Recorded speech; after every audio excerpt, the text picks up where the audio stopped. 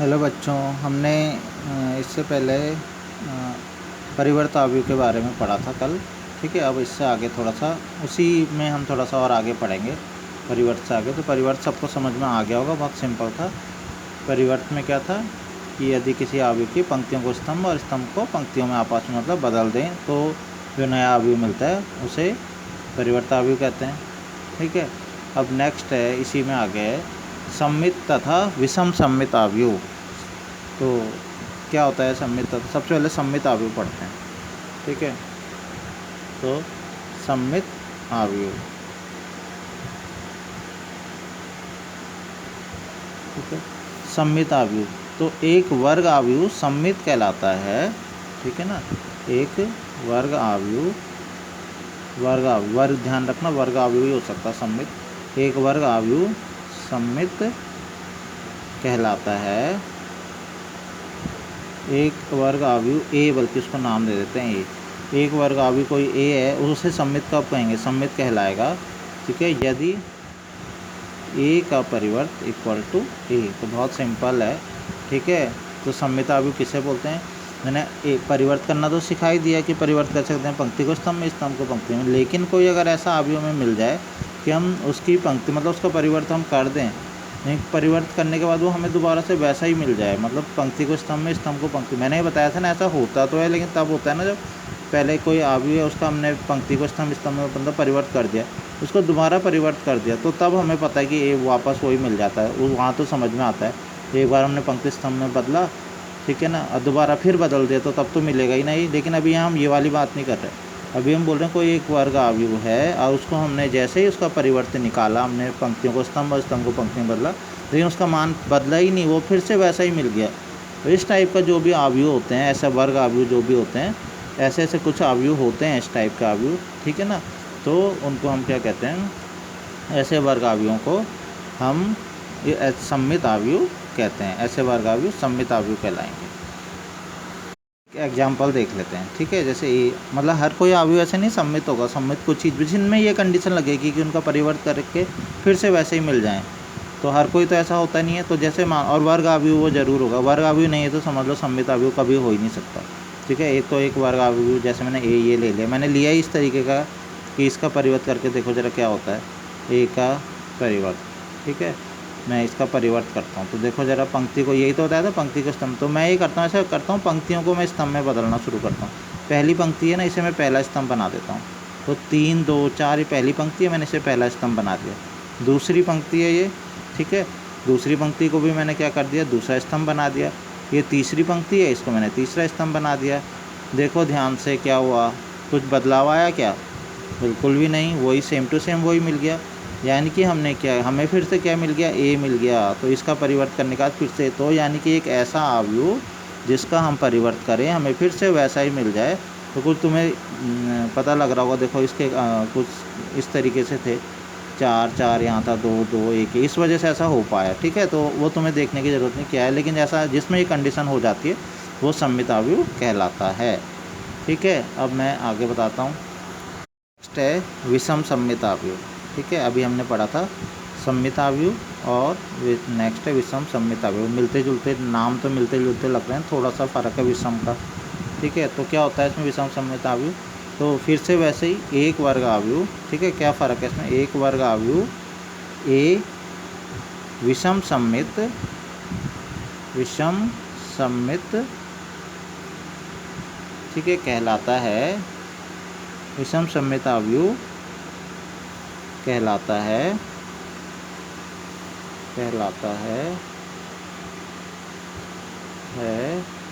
यदि इसकी पहले की कंडीशन क्या थी कि ए का परिवर्त निकालें तो कितना आ जाता था? ए ना। इस बार है विषम सम्मित के केस में ए परिवर्त इक्वल टू होना चाहिए -a। मतलब किसका फ़र्क आए? केवल चिन्ह बदल जाए, मतलब ए ही मिले हमें, लेकिन बस चिन्ह बदले हुए, प्लस वाले माइनस, माइनस वाले प्लस। -a का मतलब क्या होता है? यही तो बताया था, ऋण अवयव, मतलब ए का ऋण अवयव मतलब जिसके कि चिन्ह बदले हुए हों, बस खाली चिन्ह बदले हुए हों। ठीक है, तो वो देख लेते हैं हम एक एग्जांपल से। एक अवयव लिया है ये ए बराबर ये, इसको देखते हैं जरा कैसा अवयव है। इसका जरा परिवर्त करते हैं, ए परिवर्त इक्वल टू, तो इसका परिवर्त करें, पंक्ति को स्तंभ में बदल देते हैं। ये पहली पंक्ति है ना, इसे मैं पहला स्तंभ बना देता हूँ। 0 1 2, ये दूसरी पंक्ति है, इसे मैं दूसरा स्तंभ बना देता हूँ। ये तीसरी पंक्ति है, इसे मैं तीसरा स्तंभ बना देता हूँ। ठीक है, ये मैंने बनाया। जैसे ही मैंने बनाया है तो देखो ज़रा ध्यान से क्या हुआ ये, तुम बोलो कि ए मिला हमें, नहीं मिला। 0 1 2 था तो 0 1 2 है नहीं। लेकिन देखो चिन्ह में फ़र्क है, ये प्लस का 1 था माइनस का 1, प्लस का 2 था माइनस का 2, माइनस का 1 था प्लस का 1। यानी कि हम क्या ले लें, अगर ऋण चिन्ह क्या ले लें, बाहर ले लें, ऋण कॉमन ले लें ऋण, तो अंदर हमें वही आव्यूह 0 1, मतलब इसका ऋण बाहर लिया तो इसके चिन्ह बदल जाएंगे ना, 0 1 2 -1 0 3 -2 -3 0। तो ध्यान से देखो वही ए मिल गया ना, तो ए का परिवर्त इक्वल टू कितना आ गया, -a। तो केवल चिन्ह का मतलब हमने जब इस बार परिवर्त किया तो हमें केवल चिन्ह का फ़र्क मिला, चिन्ह बदल गया, यानी कि माइनस में मिला हमको। हमें क्या मिल गया, ए परिवर्त इक्वल टू -a मिल गया। तो इस केस में अभी क्योंकि माइनस में आया तो ए, ये जो आव्यूह इस बार ए है वो सममित आव्यूह नहीं है बल्कि विषम सममित आव्यूह है। तो ये समझ में आ गया होगा। लेकिन इसमें एक चीज़ खास बात नोटिस करना, हमेशा विषम सममित आव्यूह में क्या होता है, कभी भी ऐसा पॉसिबल नहीं है कि यहाँ पे जो विकर्ण है इसके, ये इसमें कोई संख्या शून्य के अलावा आ जाए। इसमें विकर्ण हमेशा 0 0 0 यही आते हैं हमेशा। ठीक है, ऐसा संभव नहीं हो पाता इसमें कि कोई दूसरी संख्याएं आ पाएँ, कुछ ऐसा इसकी कंडीशन बनती है। तो हमेशा इसमें विकर्ण ऐसा 0 0 ही रहता है इसमें। ठीक है, तो अब समझ में आ गया होगा। सममित आव्यूह होता है ऐसा वर्ग आव्यूह जिसमें परिवर्त अगर हम करें तो दोबारा से हमको वही मिल जाता है, तो वो सममित आव्यूह। विषम सममित आव्यूह से यहाँ उसका परिवर्त करें और हमें वो चिन्ह मतलब वैसा ही मिलता है लेकिन बस चिन्ह बदले हुए मिलते हैं, तो वो विषम सममित आव्यूह। तो कभी भी तुमसे किसी भी आव्यूह को मतलब आए कि बताओ कि ये सममित है या विषम सममित है, तो मैं उसका परिवर्त कर देना है, बस खाली वही आव्यूह मिल जाता है तो वो सममित है, और अगर उस चिन्ह बदल के मिलता है तो विषम सममित आव्यूह है। देखो इसमें प्रमेय है, कुछ 2 प्रमेय हैं इम्पॉर्टेंट, मतलब इसमें तो इसको प्रूफ करने का भी दे रखा है, लेकिन मैं प्रूफ करने का बताऊंगा नहीं, इसमें तुम्हारा टाइम भी ज़्यादा वेस्ट होगा क्योंकि बहुत ज़्यादा सिलेबस है, और दूसरा मेनली ये एग्ज़ाम में आता नहीं है। ठीक है, तुम्हें केवल ये पता होना चाहिए, ये प्रूफ करने के लिए आता नहीं है एग्ज़ाम में। तो वास्तविक अवयवों वाले किसी वर्ग आव्यूह ए के लिए, ठीक है, ए, तो मैं लिख देता हूँ, ज़्यादा डिटेल में नहीं लिखता, वर्ग आव्यूह ए के लिए ए प्लस ए का परिवर्त क्या होता है, एक सममित आव्यूह तथा ए माइनस ए का परिवर्त एक कैसा होता है, विषम सममित आव्यूह होता है, सममित आव्यूह होता है। तो बच्चों ध्यान से सुनो, समझ लो पहले मतलब होता क्या है। वर्ग आव्यूह, ठीक है, कोई ए के लिए कोई एक आव्यूह ए दे रखा है, तो अगर हम उसमें ए में ए का परिवर्त जोड़ दें, ठीक है, मतलब मैं ये यहाँ पे केवल समझाने के लिए आगे बता रहा हूँ कि एक आव्यूह ए दिया है, ये ए दिया है, ठीक है ना। तो अगर हम क्या करें, ए तो दे ही रखा है और हम उसका परिवर्त भी निकाल लेते हैं ए। अभी हमने ये बिल्कुल भी नहीं बोला है, अभी ये मत सोचना कि एक सममित आव्यूह है या एक ए विषम सममित आव्यूह, ऐसा कुछ नहीं है। एक नॉर्मल वर्ग आव्यूह है, ठीक है, नॉर्मल वर्ग आव्यूह है ना, ये सममित है विषम सममित है, ये सिंपल है, ठीक है ना। एक आव्यूह दे रखा है, लेकिन हम इसकी मदद से भी सममित आव्यूह भी निकाल सकते हैं, विषम सममित भी। कैसे, अगर हम ए में ए के परिवर्त को जोड़ दें, ए और उसमें किसको जोड़ दें, ए धन ए का परिवर्त, तो ऐसे करके जो हमें आव्यूह मिलता है, ये आव्यूह, ये हमेशा कैसा आव्यूह आता है, इसको करके देख लेना, हमेशा ये सममित आव्यूह आता है। सममित आव्यूह किसे बोलते हैं मैं बता ही चुका हूँ, मतलब उस आव्यूह को बोलते हैं जिसकी पंक्ति स्तंभ को आपस में बदल दें तो फिर से वही मिल जाता है। तो अगर कोई आव्यूह ए दे रखा है, उसमें उसका परिवर्त जोड़ दिया, तो जो नया आव्यूह मिलेगा उसकी पंक्ति स्तंभ बदल के देख लेना, फिर से वैसे ही मिल जाएंगे वो। ठीक है, तो कुल मिला के बात यह है कि किसी अगर आव्यूह में उसके परिवर्त को जोड़ देते हैं, हमें हमेशा सममित आव्यूह मिलता है। ठीक है, ऐसे ही अगर हम ए में से उसके परिवर्त को क्या कर लेते हैं, घटा लेते हैं, जोड़ने के बजाय घटा लेते हैं, ए माइनस ए परिवर्त, तो हमको जो आव्यूह मिलता है, ठीक है ना, नया आव्यूह घटाने के बाद एक और आव्यूह मिल जाएगा, तो इस बार वो क्या होगा, सममित नहीं बल्कि कौन सा आव्यूह होगा, वो विषम सममित आव्यूह। ठीक है, तो हमेशा वो विषम सममित आव्यूह होता है। तो ये प्रमेय थी, इसको समझ लो बस खाली, कि किसी आव्यूह में अगर उसके परिवर्त को जोड़ दें तो हमें हमेशा सममित आव्यूह मिलता है, और किसी आव्यूह के से उसके परिवर्त को अगर घटा दें तो हमेशा हमें विषम सममित आव्यूह मिलता है। इसको प्रमेय को केवल लर्न मतलब ध्यान रखना है कैसा होता है, इसको उत्पत्ति की आवश्यकता भी नहीं है। तो नेक्स्ट है किसी वर्ग अवयव को, नेक्स्ट प्रमेय, एक और प्रमेय है, इसको भी तुम्हें केवल प्रूफ नहीं करना, केवल इसको ध्यान रखना है कि ऐसी एक प्रमेय होती है। किसी वर्ग अवयव को, इसका यूज़ करेंगे क्वेश्चंस में, किसी वर्ग अवयव को एक सममित तथा एक विषम सममित अवयव के योगफल के रूप में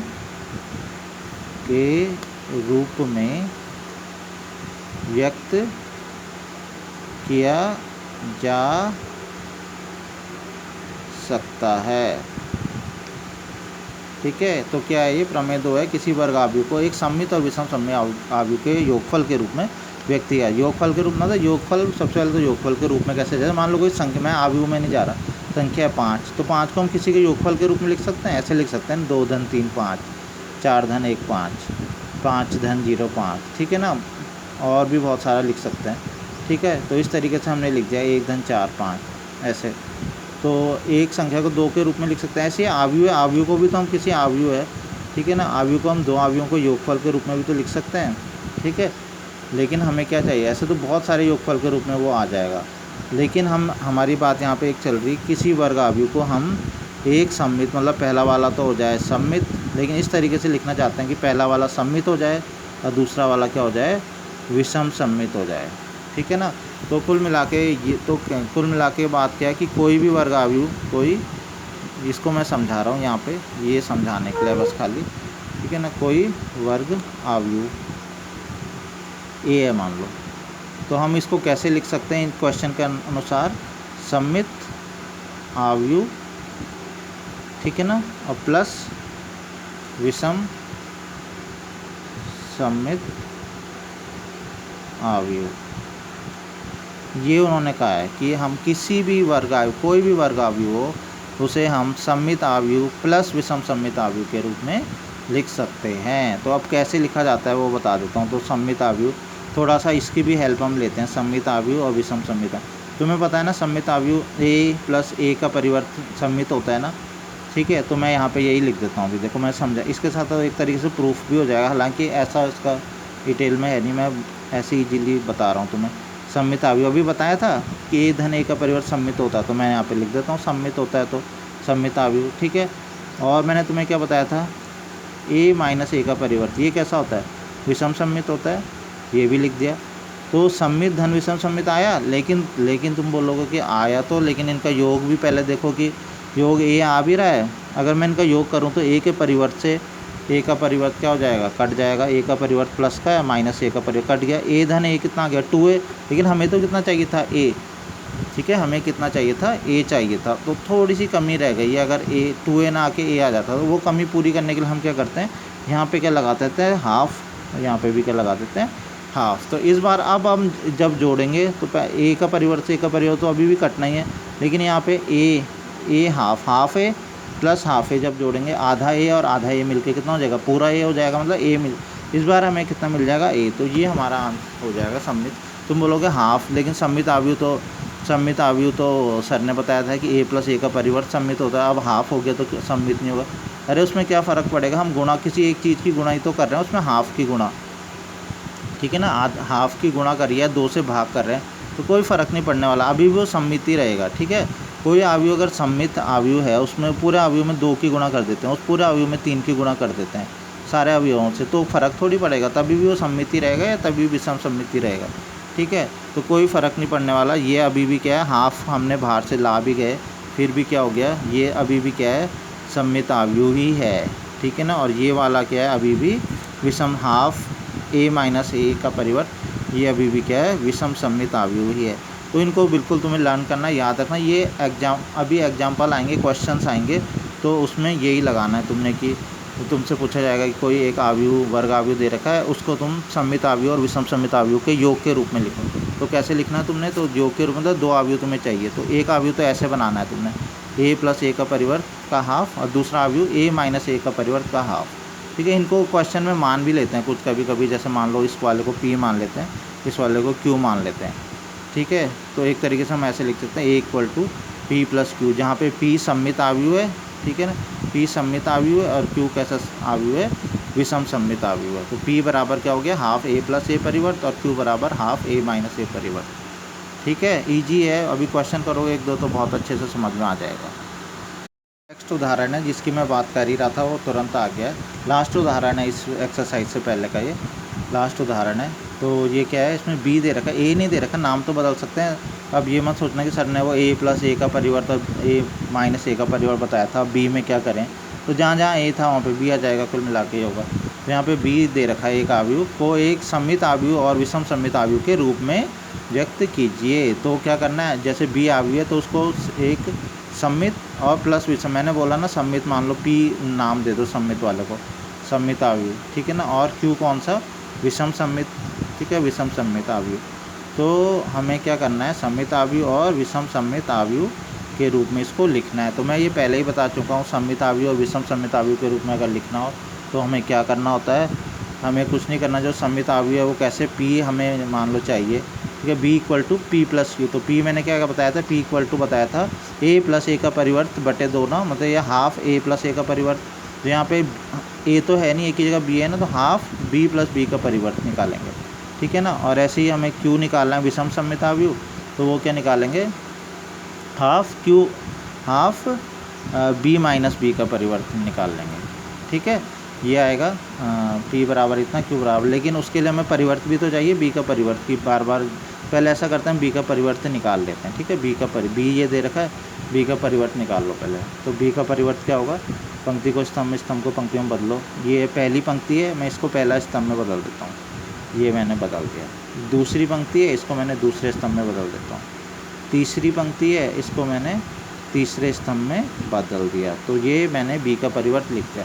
तो अब मैंने तुम्हें क्या बोला था, अब मैं पी लिखना चाहता हूँ, ठीक है ना, सममित आव्यूह के रूप में से लिखना है। सममित आव्यूह के रूप में मैंने क्या बोला था, हाफ क्या आता है, हाफ ए, हाफ सॉरी बी था, लेकिन ए था, लेकिन अब तो बी हो गया, बी प्लस बी का परिवर्त। यही तो था पी, सममित आव्यूह के रूप में, जो सममित वाला पोर्शन लिखना था हमें, सममित आव्यूह, ठीक है, सममित वाला। हाफ बी प्लस बी का परिवर्त करते हैं ना, तो मैं कर लेता हूँ हाफ बी आव्यूह लिख लो यहाँ पे, ठीक है। ये ब्रैकेट है, ध्यान रखना। अब मैं आव्यूह लिख रहा हूँ, 2 minus 2 minus 4 minus 1 3 4 1 minus 2 minus 3, ठीक है ना, प्लस बी का परिवर्त। बी का परिवर्त अभी निकाला था, वो लिख लेते हैं, ठीक है। कितना हो जाएगा, 2 माइनस 1 1 माइनस 2 3 माइनस 2 और माइनस 4 4 माइनस 3, ठीक है। इस बाहर के ब्रैकेट लगाते हैं, ये आव्यूह है और ये ब्रैकेट है, क्योंकि हाफ क्या बताया था, हाफ केवल ऐसा थोड़ी है कि बी के ही बाहर होगा, बी परिवर्त इसके बाहर भी है, दोनों के बाहर है ना, तो इसलिए एक बड़ा ब्रैकेट लगाना ज़रूरी है, ठीक है। हाफ ये इसको रहने देते हैं, पहले इनको जोड़ देते हैं आपस में, जोड़ना आता है, ये संगत अवयवों को आपस में जोड़ते हैं ना। 2 और 2 कितना हो जाएगा, 4, माइनस 2 और माइनस 1 कितना हो गया, माइनस 3, माइनस 4 और 1 कितना होता है, माइनस 3, माइनस 1 माइनस 2 माइनस 3, 3 और 3 कितना होता है, 6, 4 और 2 कितना होता है, माइनस 2, 1 और माइनस 4 कितना हो जाएगा, माइनस 3, माइनस 2 और 4 कितना हो जाएगा, 2, माइनस 3 और माइनस 3 कितना हो जाएगा, माइनस 6। तो ये आ गया। अब क्या करेंगे, 2 से भाग कर देंगे इसको, ठीक है। 1/2 के अंदर गुणा करेंगे, इस मतलब 2 से भाग कर लो। अगर पूरा पूरा चला जाता तो ठीक है, नहीं जाता तो ऐसे ही बटे में लिखो, 2 दूनी 4, नहीं जाता पूरा, 3/2 3/2, ठीक है, 3/2, 2 3 6, 2 एकम 2, 3/2 1, 2 3 6। तो ये आ गया हमारा, ठीक है, ये हमारा पी आ गया, मतलब सममित आव्यूह। हम उसको बी को सममित प्लस विषम सममित लिख देते, एक पार्ट तो हमारा आ गया पी, ठीक है, सममित आव्यूह, ठीक है। अब विषम सममित वाला बनाते हैं। तो अब विषम सममित के लिए क्या था, क्यू क्या बताया था विषम सममित के लिए, हाफ बी ए माइनस ए का परिवर्त था ना, इस बार बी माइनस बी का परिवर्त हो जाएगा ना, यही तो करेंगे। इस बार घटाना है, हाफ बी कितना था, बी में लिख लेता हूँ 2, पहले मैं ये भी लगाता हूँ, बी था 2 minus 2 minus 4 minus 1 3 4 1 minus 2 minus 3, ठीक है ना। माइनस बी का परिवर्त भी हमने निकाला था, अभी जोड़ा था, अब घटाना है बस, ठीक है। तो बी का परिवर्त भी लिख लेते हैं, कितना है, 2 minus 1 1 minus 2 3 minus 2 minus 4 4 minus 3, ये भी हमने निकाला था, तो इसमें कोई दिक्कत नहीं होनी चाहिए। अब अभी जोड़ा था, अब घटाएंगे, बस यही फ़र्क है। ठीक है, तो हमें फिर से मिल जाएगा, 2 में से 2 गया कितना, 0। ठीक है, -2 में से -1 गया, -2, माइनस माइनस का प्लस हो जाएगा ना, तो -1 आएगा। ये घटाना सबको आता ही होगा, इस बार प्लस नहीं कर रहे हैं। प्लस में -2 प्लस -1 -3 हुआ था, घटाने में क्या हो जाएगा, -1। -2 में से 1 घटाएंगे, -2 -1 -3 -1, माइनस कर रहे हैं ना, घटा रहे हैं, तो माइनस माइनस का प्लस हो जाएगा ना, 2 में से 1 गया 1, 3 -3 0, 4 में से -2 को घटाया तो 6। गलती मत करना इसमें, सबको आता ही होगा वैसे तो करना। 1 -4 कितना, 5, -2 में से 4 घटाया कितना हो जाएगा, -6, और -3 में से -3 ही को घटा दिया तो कितना हो गया, 0, ये हो जाएगा। ठीक है, अब क्या करना, 2 से भाग कर देना, तो 2 से भाग करो कितना हो जाएगा, 0, -1/2 -3/2, 1/2 0, 3, 5/2 3 0। ठीक है, तो ये हमें क्यू आव्यूह मिल गया। ये वाला आव्यूह कैसा होता था, विषम सममित आव्यूह होता था। ठीक है, विषम सममित आव्यूह।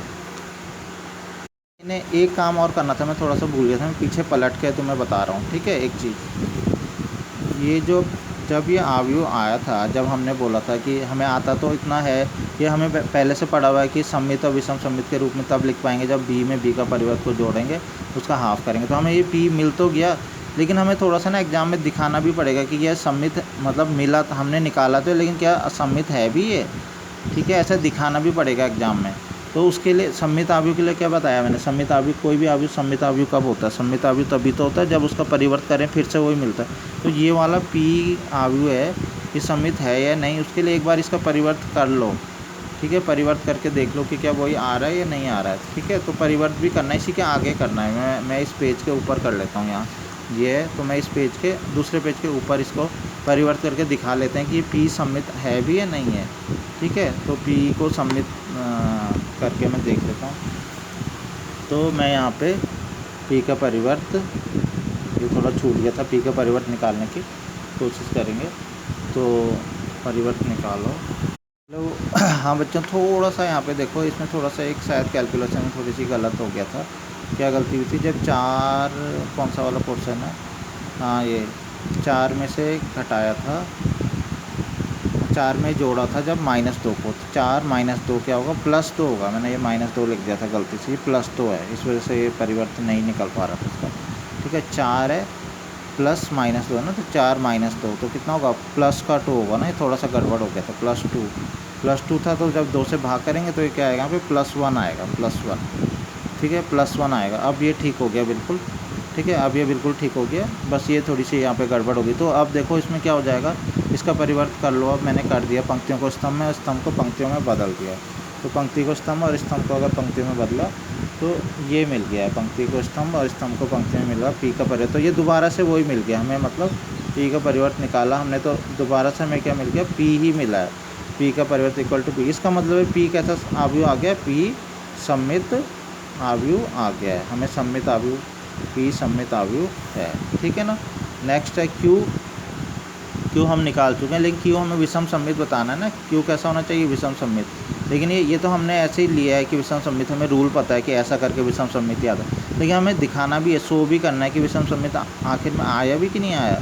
उसके लिए हमें फिर से क्यू का क्या निकालना पड़ेगा, परिवर्त निकालना पड़ेगा। तो पहले इसका परिवर्त निकाल लो, विषम सममित आ भी रहा है कि नहीं आ रहा, तो इसका परिवर्त कर लेते हैं। मतलब विषम सममित किसे बोलते हैं कि परिवर्त करने के बाद उसके चिन्ह बदल जाने चाहिए बस खाली, तो इसको बदलते हैं, इसका परिवर्त करते हैं। ठीक है ना। तो क्यू का परिवर्त निकालो। तो पहली पंक्ति है, इसको मैं पहला स्तंभ बना देता हूँ। दूसरी पंक्ति है, इसे मैं दूसरा स्तंभ बना देता हूँ। तीसरी पंक्ति है, इसे मैं तीसरा स्तंभ बना देता हूँ। ठीक है, तो देखो क्या है, वही आव्यूह मिला हमें क्या। ठीक है, देखते हैं इसमें। देखो अब इसमें भी गड़बड़ हो गई जल्दबाजी के चक्कर में। तो क्या गड़बड़ हुई इसमें, -4 -1 क्या था, तो -5 होना चाहिए था, -4 -1 -5, तो ये यहाँ पे गड़बड़ हो गया था। तो -4, तो यहाँ पे बस ये 5 होना था, तो फटाफट के चक्कर में ये गड़बड़ हो गया। अब हम इसको जब परिवर्त करेंगे, जब हमने पहली पंक्ति को पहला स्तंभ बनाया था, तो ये -5/2, ये यहाँ पे एक गड़बड़ हो गया इस वाले में। तो क्या हो जाएगा ये, अब देखो ज़रा कि क्या वही आ रहा है, ठीक है, तो हम देखते हैं -1/2 यहाँ पे प्लस मतलब चिन्ह बदला हुआ है, -5/2 यहाँ पे प्लस का 5/2, फिर 1/2 या माइनस का, तो चिन्ह बदला। जीरो में तो चिन्ह का कोई मतलब ही नहीं होता। ठीक है, 3 है माइनस का 3, 5/2 है प्लस का 5/2 था, माइनस का 5/2, माइनस का 3 है प्लस का 3 है। जीरो में जीरो जीरो तो मैंने वैसे भी बताया था, विषम सममित अवयव जो होता है उसमें 0 0 आता है विकर्ण में। ठीक है, तो इसका मतलब चिन्ह बदला हुआ है, मतलब क्यू तो हमें मिला दोबारा से, लेकिन कैसा क्यू मिला, चिन्ह बदला हुआ, मतलब -q। इसका मतलब है क्यू कैसा अवयव मिल गया हमें, क्यू मिल गया हमको विषम सममित अवयव। ज़रा ये कैलकुलेशन ध्यान से कर लेना, ये मैंने भी कैलकुलेशन गलत कर दी थी जल्दबाजी के चक्कर में, तो तुम बहुत ध्यान से आराम से करना। ठीक है, क्योंकि वीडियो नहीं तो बहुत लंबा, जितनी देर होगी वीडियो बहुत लंबा बनता जाता है, ज़्यादा MB उसमें डाउनलोड में लगता है। तो ये समझ में आ गया होगा सबको। तो हमने पहले फिर से फटाफट से देख लो, क्या है, कोई अवयव है, इसको सममित और विषम सममित के रूप में लिखना है। तो सममित और विषम सममित के योग के रूप में, सममित आता है उस अवयव में उसी के परिवर्त को जोड़ दो और उसका आधा कर दो। ठीक है, और विषम सममित के लिए उसी में उसी के परिवर्त को घटा दो और तब आधा कर दो। तो जोड़ के और हमने जब आधा किया तो उसे बताना भी है कि वो वाला पोर्शन विषम सममित, उसको नाम हम P दे देते हैं। P को बताना है कि वो सममित है या नहीं है। तो सममित के लिए उसको क्या करते हैं, उसका परिवर्त करके निकाल लेते हैं, तो वही आ जाता है P का परिवर्त बराबर P, तो वो सममित आ गया। अब Q निकालने के लिए हम क्या करते हैं, हाँ B - B का परिवर्त करते हैं, फिर हमें Q मिल गया, लेकिन हम बताते हैं कि विषम सममित है या नहीं है, तो उसके लिए उसका परिवर्त भी कर लेते हैं। अब एक लास्ट चीज़ बच गई, हमें उनका योग करके देखना था ना कि क्या योग करके वही आ रहा है, तो लास्ट में वो भी कर लेते हैं कि हम दोनों का योग करके देखते हैं, P और धन Q, इन दोनों का योग करके देखते हैं कि क्या वो आ भी रहा है। हम योग, हमें योगफल के रूप में चाहिए था ना कि P और Q दोनों का योग करके B आए, तो हम इन दोनों को जोड़ेंगे भी, P और Q को, कि B आ रहा है, बस ये लास्ट करना है। उसके बाद ये क्वेश्चन पूरी तरीके से ख़त्म हो जाएगा। तो P हम देख लेते हैं, P कितना है, हमने लिखा हुआ है P यहाँ पे -2।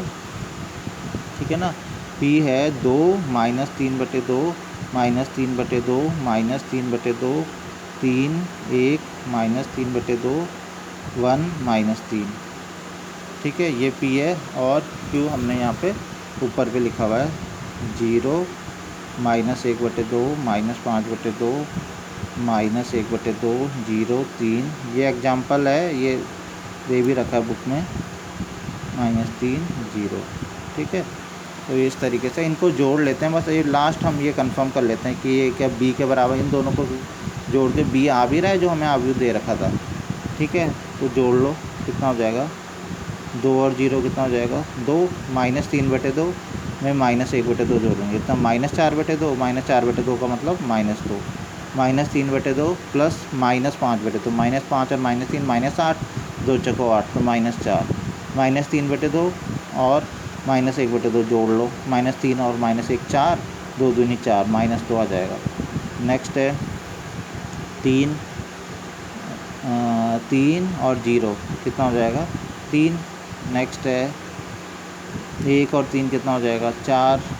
ठीक है, नेक्स्ट है -3/2 और 5 कितना हो जाएगा, 2/2, 1 आ जाएगा। ठीक है, नेक्स्ट है 1 और 5/2 जोड़ लो, कितना आ जाएगा, 2 एकम 2।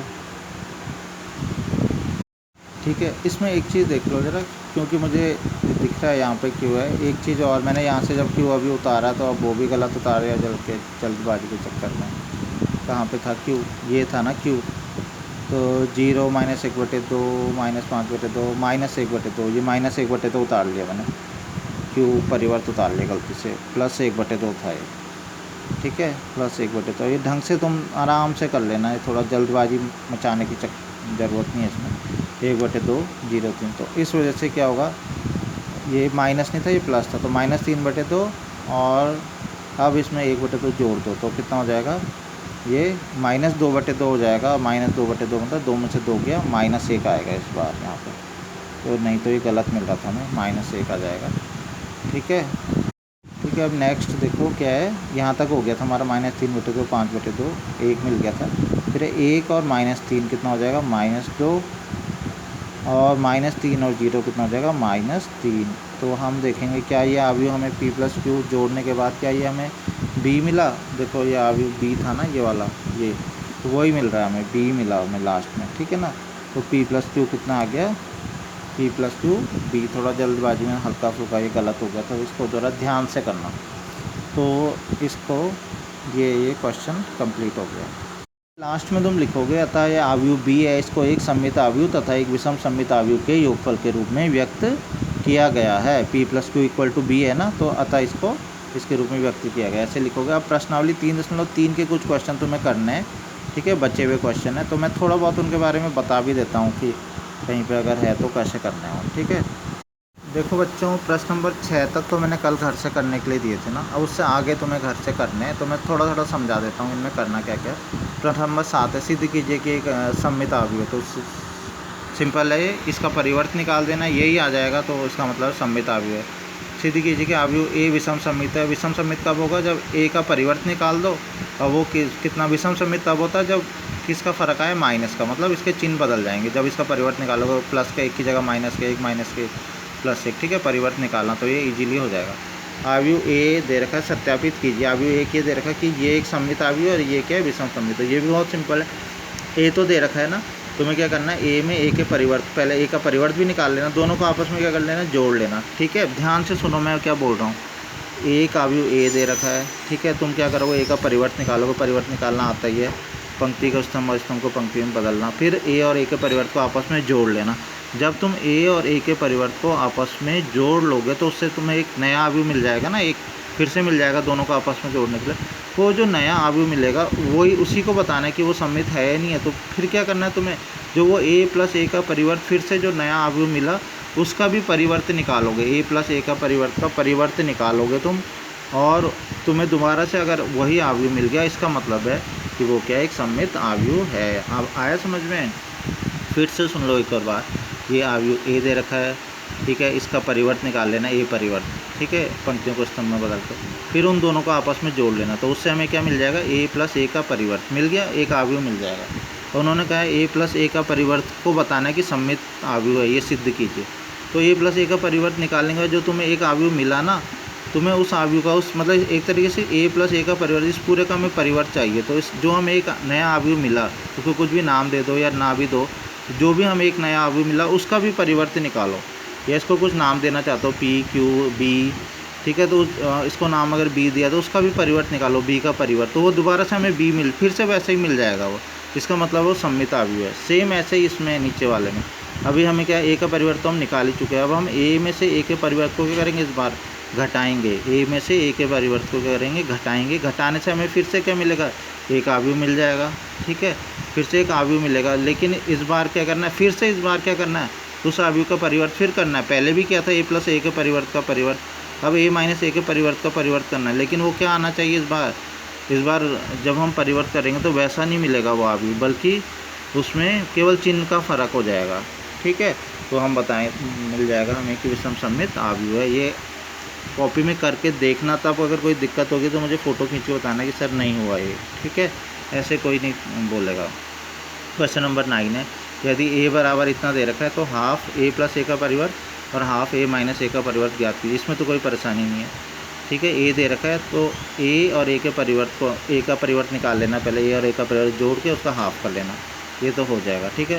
क्वेश्चन नंबर 10, निम्नलिखित अवयवों को एक सममित अवयव विषम सममित अवयव के योगफल के रूप में व्यक्त कीजिए। तो ये मैंने क्वेश्चन करा चुका हूँ, ये अभी अभी एग्जाम्पल कराया था, ठीक है। ये है वो, निम्नलिखित अवयवों को एक सममित और विषम सममित अवयव के योगफल के रूप में व्यक्त कीजिए। ये फर्स्ट है, ये सेकंड है, ये दोनों मैंने इस टाइप का क्वेश्चन मैंने अभी 3x3 वाला ये वाला कराया था ना, ठीक है। तो ऐसे ही सेम ये वाला भी होगा, तो सेम वैसे पी प्लस क्यू वाला क्वेश्चन ये है। इसी में और भी पोर्शन है, थर्ड भी है, फोर्थ भी है, तो 4 क्वेश्चन है ऐसे सेम वैसे वाले ही पी प्लस की, जो मैंने अभी भी पूरा एग्जांपल बताया था, ठीक है। तो उस टाइप के 4 क्वेश्चन है, बहुत आराम से ध्यान से करना, तो कोई गड़बड़ी नहीं होगी फिर, ठीक है। फिर इसमें बचते हैं लास्ट 11 और 12, इनको मैं थोड़ा सा कॉपी में करके बता देता हूँ। पहले 11th वाले को थोड़ा सा समझ लो यहाँ पे, ठीक है, देख लो, फिर मैं बता रहा हूँ। यदि ए तथा बी समान कोटि के सममित अवयव हैं, तो पहले तो समझ लो ए और बी कैसा अवयव हैं, सममित अवयव हैं, और तो बताना है ए बी माइनस बी ए कैसा अवयव होगा, विषम सममित होगा, सममित होगा, शून्य, तत्सम। वैसे तो देखा जाए तो हम जो ये चैप्टर पढ़ रहे हैं उसके अकॉर्डिंग ये दो होने के चांस बहुत ज़्यादा है ना, या तो वो विषम सममित होगा या क्या होगा, वो सम्मित होगा। तो वही हम निकालने की कोशिश करेंगे। दूसरा क्वेश्चन नंबर 12 है, ए बराबर इतना दे रखा है और ए प्लस ए का परिवर्त आई है, तो अल्फ़ा का क्या मान होगा। ये क्वेश्चन भी मैं अभी थोड़ा सा बता देता हूँ, ठीक है। तो 3.3 का प्रश्न नंबर 11, जैसे कि मैंने अभी बताया, प्रश्न नंबर 11। प्रश्न नंबर 11 में क्या दे रखा था, सबसे पहले तो ये दे रखा था, यदि ए तथा बी कैसे अवयव हैं, समान कोटि के सम्मित अवयव है। मेन चीज़ इसमें सम्मित अवयव का है, सम्मित अवयव, ठीक है। तो ए और बी सम्मित अवयव, तो सबसे पहले तो हम यही कंडीशन लिख लेंगे, ए और बी सम्मित अवयव। तो क्या बताया था मैंने अभी, ए और बी सम्मित, ए अगर आप सम्मित अवयव है तो कब होता है सम्मित अवयव, यदि ए का परिवर्त कितना हो, ए, और बी भी उन्होंने सम्मित अवयव दिया है ना, तो इसका मतलब है बी का परिवर्त कितना हो जाएगा, बी। कोई भी अवयव सम्मित होता है यदि उसका परिवर्त कितना आए, उसी के बराबर आए, तो ये दे रखा है।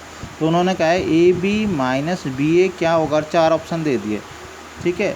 तो ए बी माइनस बी ए क्या होगी, यदि ए तथा बी सम्मित अवयव हैं, तो ये तो मैंने खुद से लिखा है, ठीक है ना। क्वेश्चन में केवल इतना दे रखा है, ए तथा बी सम्मित अवयव हैं, ए बी माइनस बी ए के बारे में बताओ। तो यदि ए सम्मित है तो ए का परिवर्त ए होगा, बी सम्मित है तो बी का परिवर्त इक्वल टू बी हो जाएगा, ठीक है।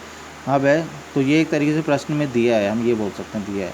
नेक्स्ट है, ए बी माइनस बी ए के बारे में बताना है, ठीक है। तो हम क्या करेंगे, ए बी माइनस बी ए का इस पूरे का हम क्या निकाल लेंगे, परिवर्त निकाल लेंगे। तो देखो बच्चों, मैंने क्या बोला था, किसी भी अवयव का अगर हम परिवर्त करते हैं, ए का परिवर्त, बी का परिवर्त, सी का परिवर्त, बहुत बड़ा A plus B plus C plus D, इस पूरे का परिवर्त, किसी का भी परिवर्त करें, परिवर्त करने के बाद फिर से वैसा ही बिल्कुल एग्जैक्ट वैसा ही मिल जाए, तो वो अवयव क्या ऐसा होता है, सम्मित अवयव होता है। और अगर उसमें चिन्ह का अंतर आए खाली, तो वो विषम से। तो हम यहाँ पे क्या करेंगे, ए बी माइनस बी इस पूरे का परिवर्त निकालेंगे, और लास्ट में अगर हमारे आंसर में, हमारा आंसर में ए बी माइनस बी ए यही मिल गया, हमें ए बी माइनस बी ए ही मिल गया, तो इसका मतलब है ये कैसा अवयव आ जाएगा, ए बी माइनस बी ए पूरा का पूरा ये सम्मित अवयव आ जाएगा, क्योंकि हमें वही मिल गया। लेकिन अगर चिन्ह का फ़र्क आता है, चिन्ह का मतलब ए बी तो मिलता है माइनस का, और बी ए किसका मिलता है, प्लस का, प्लस बी ए और माइनस ए बी ऐसा आता है, तो इसका मतलब है किसका हो जाएगा, ये विषम सम्मित। तो यही हमें करना है, इसमें कुछ रूल लगाने हैं, ठीक है। तो देखो कैसे रूल, सबसे पहले कौन सा रूल लगेगा, परिवर्तन है। सबसे पहले ध्यान से देखो कौन सा रूल लगेगा, एक ही अवयव समझ लो, ये पूरा का पूरा एक ही है। पहले रूल हम लगाएंगे ए माइनस बी का परिवर्त का रूल, मतलब ये समझ लो एक पूरा अवयव है, एक अवयव माइनस दूसरा अवयव का परिवर्त। तो क्या रूल होता था, बहुत सिंपल रूल था, उसमें प्लस में भी और माइनस में भी एक ही रूल था, मैंने बताया था। क्या, पहले वाले का परिवर्त माइनस दूसरे वाले का, यानी कि पहले वाले का परिवर्त माइनस दूसरे वाले का परिवर्त। फिर से ध्यान से देख लो, ए बी माइनस बी ए का परिवर्त मतलब इस पहले वाला, अभी माइनस वाला रूल लगा रहे हैं हम, गुणा से अभी कोई मतलब नहीं, हम इसको पूरे को एक मान के चल रहे हैं, ये एक चीज़ है माइनस दूसरी चीज़ है। तो पहले वाले का परिवर्त माइनस, अगर बीच में प्लस होता तो भी यही रूल था, ठीक है। अब हम कौन सा रूल लगाएंगे, गुणा वाला रूल मैंने बताया भी था, बहुत ध्यान से याद रखना। गुणा वाले रूल में क्या होता है, उल्टा हो जाता है, ऐसे नहीं होता कि पहले वाले का परिवर्त गुणा, जैसे प्लस और माइनस में होता है, अब उल्टा हो जाता है, मतलब बी का परिवर्त इंटू ए का परिवर्त, उल्टा होता है, पहले दूसरे वाले का परिवर्त इंटू पहले। ऐसे ही यहाँ पे भी क्या होगा, पहले बी का परिवर्त होगा, नहीं इस बार उल्टा होगा, ये जो बाद में होता है उसका परिवर्त पहले लिखते हैं, और इसका परिवर्त, तो ये हो गया, ठीक है। नेक्स्ट क्या होगा, अभी हमें प्रश्न में ए और बी सम्मित अवयव थे ना, तो ये दिया था ना, ए परिवर्त ए बी परिवर्त, तो वो वैल्यू हम रख देंगे। बी परिवर्त कितना है, बी, ए परिवर्त कितना है, ए परिवर्त कितना है, ए, बी परिवर्त कितना है, बी। तो देखो मैंने क्या बोला था, ये लाने की कोशिश करेंगे, तो आया ये, देखो ए बी प्लस का चाहिए था, आया नहीं, माइनस का ए बी आया, बी ए प्लस का चाहिए, माइनस का चाहिए था, किसका आया, प्लस का। इसका मतलब चिन्ह बदले हुए हैं, ठीक है। ऐसा करते हैं हम, इनको ढंग से लिख लेते हैं, पहले ए बी वाला लिखा है ना, ए बी वाले को पहले लिख लेते हैं, तो क्या लिख लेंगे, माइनस ए बी, ये ए बी है ना, माइनस ए बी, ये बी ए वाला है, इसको बाद में लिख देते हैं, प्लस का बी ए, ये प्लस का बी ए है ना, बी ए, ये माइनस के ए बी, इसमें माइनस क्या ले लेते हैं, कॉमन ले लेते हैं, ऐसा करते हैं, ठीक है। तो क्या आ जाएगा, ये ए बी माइनस बी ए। तो इससे क्या हो गया, ये ए बी माइनस बी ए मिला ना हमें, बिल्कुल मिल गया, लेकिन साथ साथ में बाहर क्या आया, चिन्ह भी तो आया माइनस का, इसका मतलब कैसा अवयव मिला ये, इसका मतलब है ए बी माइनस बी ए, वैसा का वैसा नहीं मिला, चिन्ह बदला हुआ मिला उसका। तो ए बी माइनस बी ए कैसा अवयव है, विषम सम्मित अवयव है, विषम सम्मित अवयव है। तो इसका आंसर क्या हो जाएगा, ऑप्शन ए हो जाएगा, ठीक है, समझ में आ गया होगा। लास्ट क्वेश्चन का क्वेश्चन नंबर 12 है, यदि A equal to cos alpha minus sine alpha cos alpha ठीक है ना, ये दे रखा है। और साथ में एक और चीज़ भी, कंडीशन भी दे रखी है, यदि a प्लस a का परिवर्त बराबर कितना है i, ये भी दे रखा है। तो अल्फ़ा का मान निकालना, तो हमें क्या करना है, यहाँ पे वैल्यूज़ रख के और उसको सॉल्व करते जाएंगे तो अल्फ़ा का मान निकल जाएगा। कैसे वैल्यू रख के, जैसे a का मान रख देंगे, a का मान कितना है cos alpha minus sine alpha cos alpha, ठीक है। a का परिवर्त का मान भी रख दें। a का परिवर्त निकालना में आता है, मैं डायरेक्ट मान सीधा परिवर्त निकाल के रख ही देता हूँ यहाँ, क्योंकि आसान है, कोई टफ तो है नहीं। ये a है ना, तो इसका परिवर्त निकाल लेते हैं, कितना होगा। इसकी पहली पंक्ति को मैं पहला स्तंभ बना देता हूँ, cos alpha minus sine alpha. ये पहली पंक्ति थी, मैंने बना दिया इसे पहला स्तंभ। ये दूसरी पंक्ति थी, इसे मैं दूसरा स्तंभ बना देता हूँ, साइन अल्फ़ा।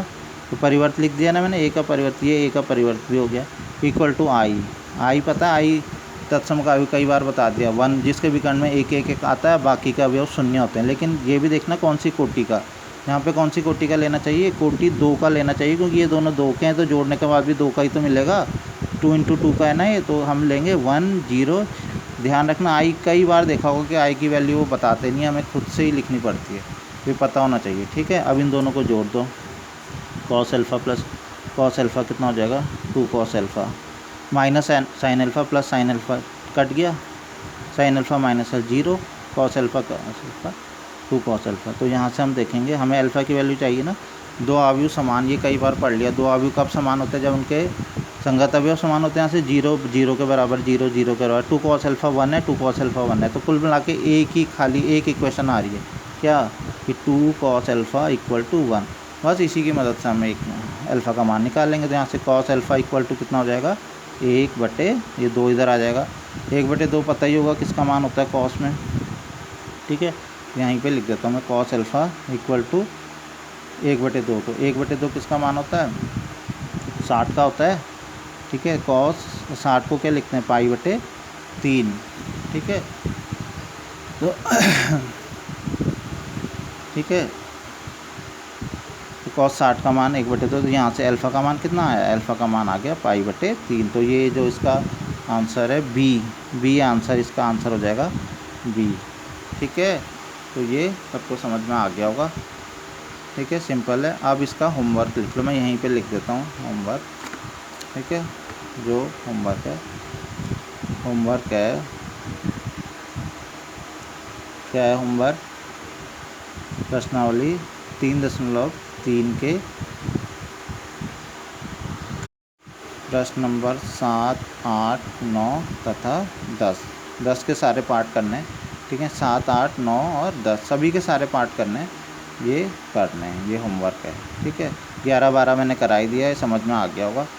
तो ये सभी कर लेंगे, सभी बच्चे, सबको समझ में आ गया होगा टॉपिक। तो ये हमारा यहाँ तक कंप्लीट, हमारा लास्ट एक्सरसाइज बची है, बस उसको कंप्लीट करके तो हमारा ये पूरा अवयव का चैप्टर ख़त्म हो जाएगा। बस लास्ट लेक्चर, इसके बाद एक और आएगा, उसके बाद सब ख़त्म हो जाएगा।